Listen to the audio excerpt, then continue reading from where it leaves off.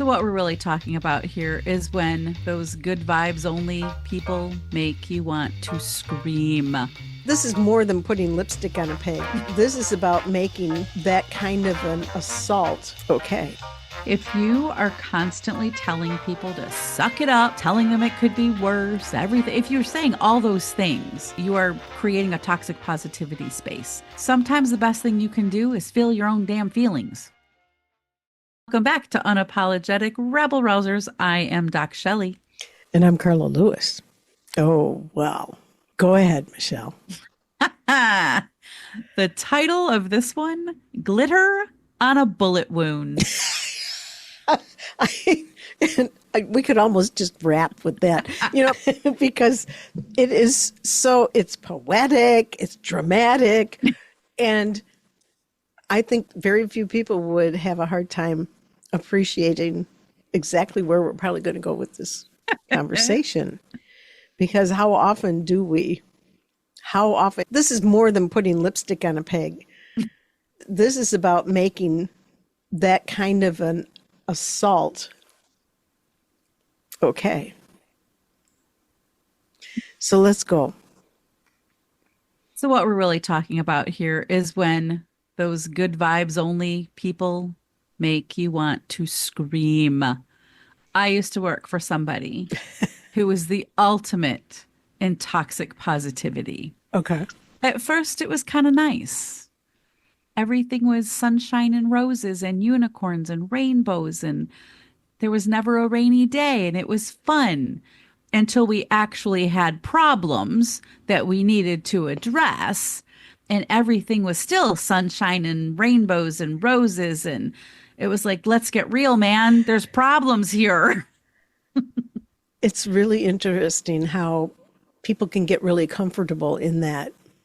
Okay, no, everything's going to be okay. It's okay. It's okay. And just sprinkle some dust on it and wave the wand, and don't be Debbie Downer. There's got to be a Davy Downer too. And I hate the fact that all of the downers and those who are categorized or characterized as being awful, like Karens. I was going to say, well, like what male version of Karen? Right. Yeah. Ken? Probably not. No, because he was with Barbie, he's that's Barbie's boyfriend. Yeah, okay. But okay, let's talk some more about this whole notion. Where do we start even learning about this? I mean, when do we start becoming really good at this? Accepting in our own selves that it's okay to avoid the conflict, to deny pain, to... It's interesting because what's going through my head right now is how people compare, like, well, it could be worse. Everything happens for a reason. Oh, yes. You just have to stay positive. It'll be fine. And this too shall pass. It's almost like, it's like we're dismissing it. Yeah. And it could be real pain that we're trying to dismiss. And yeah, like, why is it okay that something might be worse when I'm sitting here in utter discomfort or whatever it is I'm feeling? And all you got for me is, it could be worse. You need to raise your vibration. I want to punch someone in the face. Like everything happens for a reason. That does not make me feel better. No, like the wall you punched in the last episode, right? Yeah. It's like, no, you could be that wall. Exactly. So what's going on? What's really going on? I don't know. Okay. All right. What do you think is really going on? I think there's something.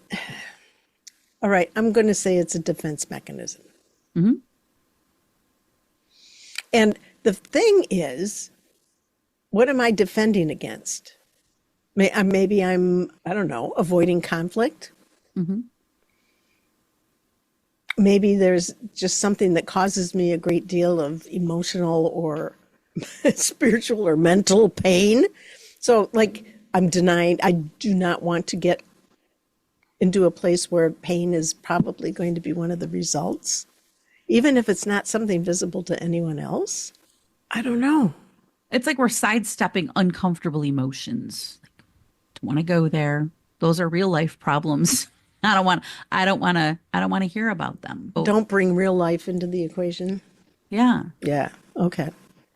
And that Okay. just kind of wraps it around that insistence of positivity. Even when people are clearly struggling, you come in with, well, it could be worse. There's light at the end of the tunnel. Smile through it. Don't bring the vibe down. Like So we're avoiding it. We're bypassing it. we are. Oh, and how about this when we tell a team to trust the process? Ah, Push on. We're just, don't make me deal with your fear or your resistance. Just trust the process, which goes right hand in hand with this too shall pass. right. Though I have to say, I have in my work encountered so many times that the pervasive messaging in an organization as they might be going through some changes, the old folk, the old farts, the monuments to the past are saying, don't get riled up, sonny or girly. This too shall pass, because history says if we just wait it out, History repeats we're not going to itself. have to deal with it. And or saying we're all on a journey. And so that's not look at it or think of it or talk about it like conflict. No. We're all in a journey, on a Yeah. journey, excuse me. I think some of those phrases can really unintentionally reinforce shame. Oh, that's a powerful observation. Like, why don't I see it? Why don't I see it that it's just going to repeat itself? Why don't I know that what's wrong with me? People can internalize some of those phrases as shame. Figuring that there's clearly something that I don't understand here. Yeah. Everyone around me seems to get it and I don't. Yeah. So I have two choices. Speak up and say, the emperor has no clothes, or pretend that the emperor does. Or what happens more commonly is I'm just going to shut down. I'm going to remain confused. I'm not going to say anything.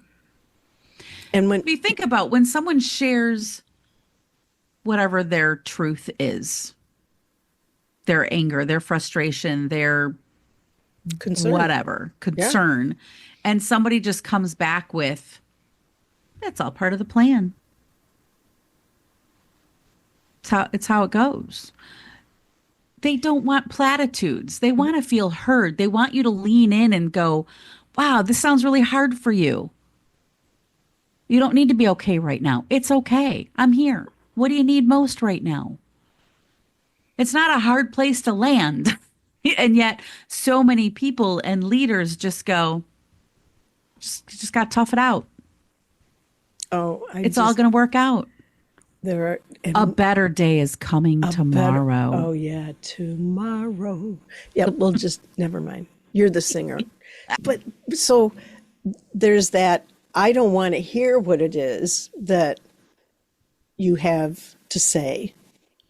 There's another side of it that comes out for me as well, which is as the person who may be with the glitter on my bullet hole, that if somebody asks me, so what do you need right now? Oh, I hear you. What do you need right now? I might not be able to answer that question. And so I risk further exposure by saying, I'm unhappy, I'm uncomfortable, you heard me, and now I need to be able to speak to it. And I'm not really well practiced at that either. And that's okay. You just say, I got to think about it. I'll talk to you tomorrow. And someone like you or me might be able to come forward with that saying, look, I don't need your permission to be able to have to think about, or I'm sorry, I don't need your permission to give me time to think about it. I will tell you, I'm going to take some time to think about it. And I'm not going to receive or accept any judgment that if I don't have the answer right now, that somehow makes me less. Mm-hmm. I am acknowledging that something doesn't feel right. And I don't yet have the words to express it adequately for me, not for you. Yeah, and you don't have to. You can, all someone needs to say is, I hear you. It sounds hard. You can leave it at that. You don't have to ask the follow-up question, what do you need right now? Know your people. Some people you can say, what do you need right now? Do you need comfort? You need space? I'll give you an example. Okay. I was on the pickleball the other day. No. No, on the pickleball court. My partner was having a she was having a bad day, and she was sitting in her chair and she was all teary-eyed. And I said, what do you need from me right now? And she looked at me and she said, leave me the alone. And I said, oh, okay. So that was hard for me because I'm a quick creative problem solver and I wanted to solve her problem. I got up and I walked away and I went to another person that she plays doubles with a lot. And I said, she's having, I don't know what's going on, like a meltdown of some sort. What can I do to help her? Leave her alone. Okay, I'll leave her alone. So I left her alone. She got it together a little bit. We played. And the next morning I texted her and I just said, hey, I'm just checking in to see how you're doing. And then she went on this, oh, I'm so sorry. I just had a really bad day. It was like, I let the team down, blah, blah, blah, blah, blah. And I was like, I don't care about any of that. I'm checking on you. It's not about any of that. It's not about performance. I don't care that we lost. We got our asses kicked. I don't care. I'm asking how you are doing. Right. She's like, I promise it won't happen again. And I was like, don't make that promise. It will happen again. And it's okay if it does. And you don't have to make those kinds of commitments just as a means of putting some frosting on a moldy cake. Yeah. You don't. But no, you don't. And but what you do need to do is make room for honest emotions. And when we think about that in work, work does not reward honest emotions. It rewards performative peace, and it punishes discomfort. We are not invited to be uncomfortable. We are not invited to share our emotions. Peace is where it's at. Right. I think emotions themselves are not welcome, are not honored, are not respected. The positive ones are, all the good ones are. The happy ones, the ones that we're talking about, the ones that bring toxic positivity, those are always welcome in the workplace. Isn't that special? So how would someone recognize if they're piqued by this at all? What would be some of the telltale signs or patterns maybe? Because if I'm consciously participating in toxic positivity, then I don't need any of this help. If I am unconsciously actually operating in that realm, that because it feels to me like this is the way to help people survive and thrive and be strong and all, how might I recognize some of these tendencies in myself? If you are constantly telling people to suck it up, telling them it could be worse, everything, if you're saying all those things, consciously or unconsciously, you are creating a toxic positivity space. Sometimes the best thing you can do is feel your own damn feelings.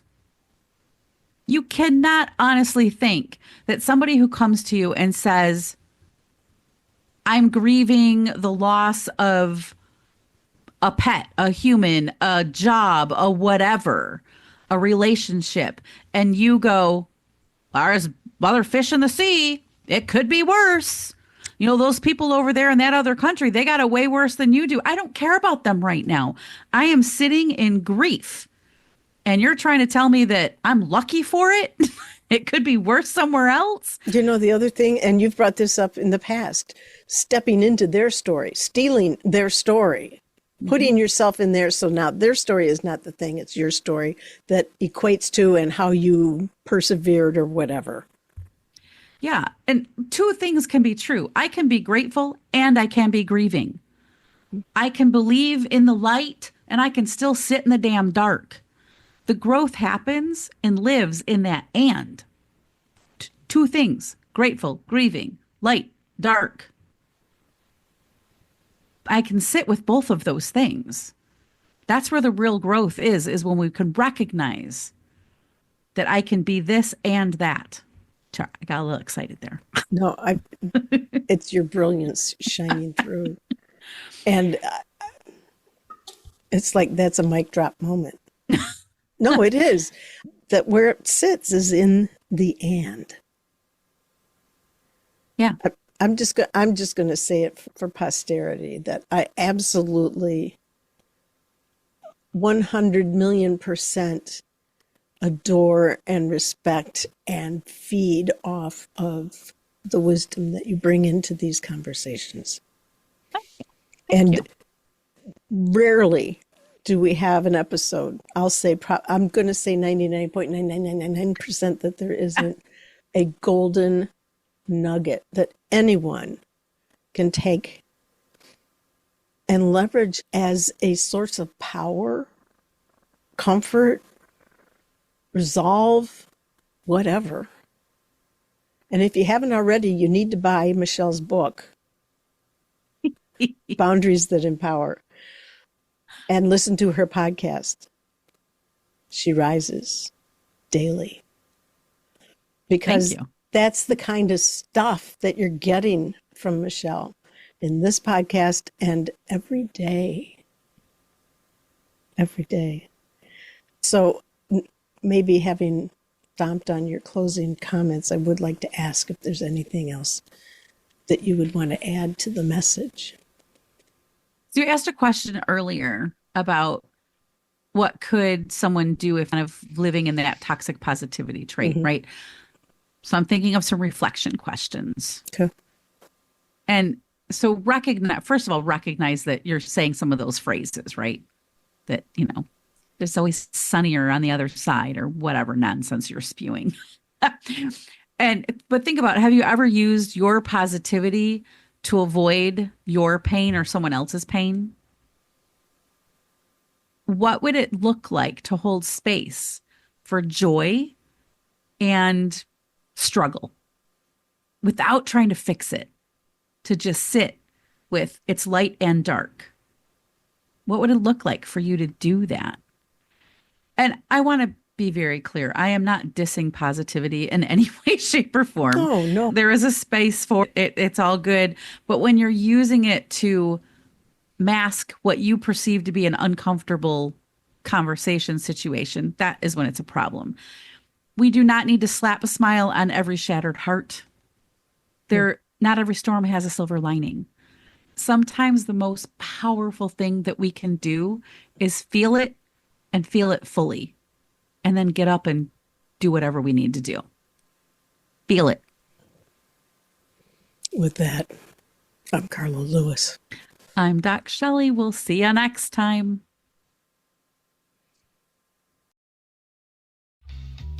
Two things can be true. I can be grateful and I can be grieving. I can believe in the light and I can still sit in the damn dark. The growth happens and lives in that and. Two things, grateful, grieving, light, dark. I can sit with both of those things. That's where the real growth is when we can recognize that I can be this and that.